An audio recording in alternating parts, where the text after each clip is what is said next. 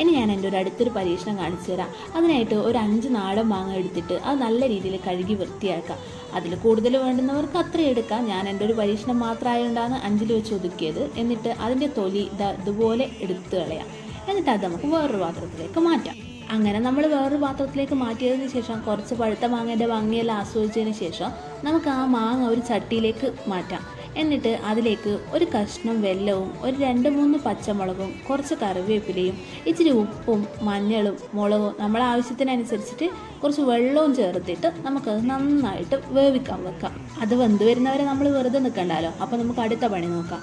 അതിനായിട്ട് നമുക്കൊരു ജാറെടുത്ത് അതിലേക്ക് ചെറിയ തേങ്ങ ഇട്ട് കൊടുത്തിട്ട് കുറച്ച് ജീരകവും കൂടെ ഇട്ട് കൊടുത്തിട്ട് ഒന്ന് അരച്ചെടുക്കാം. അരച്ച് വെച്ച തേങ്ങ എടുത്തിട്ട് നമ്മൾ ഗ്യാസിൻ്റെ അടുത്തേക്ക് മന്ദം നടന്നു നീങ്ങിക്കഴിഞ്ഞാൽ അവിടെ ആ ചട്ടിയിൽ ഈ മാങ്ങ ഇതുപോലെ വെന്ത് കിട്ടിയിട്ടുണ്ടാവും.